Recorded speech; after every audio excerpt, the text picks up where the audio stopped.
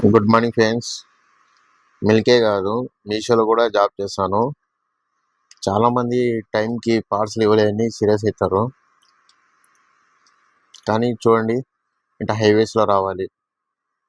ఒక్కోసారి రోడ్డు బాగుండదు, ఒకసారి వచ్చే వెహికల్స్ కూడా కరెక్ట్గా ఉండవు. మనం కరెక్ట్గా పోయినా వచ్చే వెహికల్స్ కరెక్ట్గా ఉండవు కదా. సో ఇట్లుంటుంది రోడ్డు.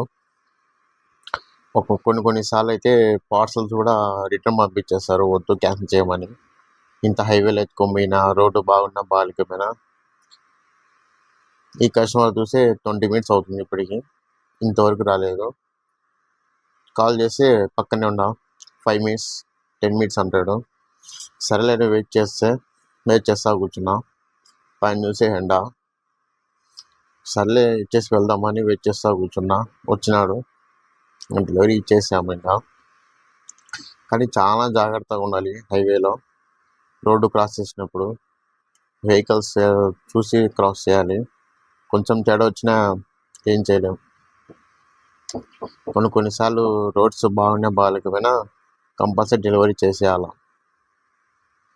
ఇప్పుడైతే రోడ్డు కొంచెం బెటర్. వర్షం పడిందంటే మాత్రం చుక్కలే ఇంకా. చూడండి ఎలా ఉండగా. కానీ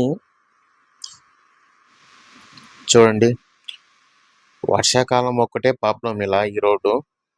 మామూలు టైం అయితే వెళ్ళొచ్చు. 2 పార్సల్స్కి 4 కిలోమీటర్స్ వెళ్ళాలి అదే పనిగా. మేము అంతే హోప్తో డెలివరీ చేయాలనుకుంటాం. ఇంటి దగ్గర పోయినాక క్యాన్సిల్ చేయమంటారు కస్టమరు. ఏం చేయలేము. చూడండి ఎట్లుంటాయి కష్టాలు. నెక్స్ట్ వీడియోలో ఫుల్ మొత్తం డెలివరీ బాయ్ గురించి మొత్తం చెప్తాను, టైమింగ్స్ మొత్తం టోటల్. Okay friends, bye.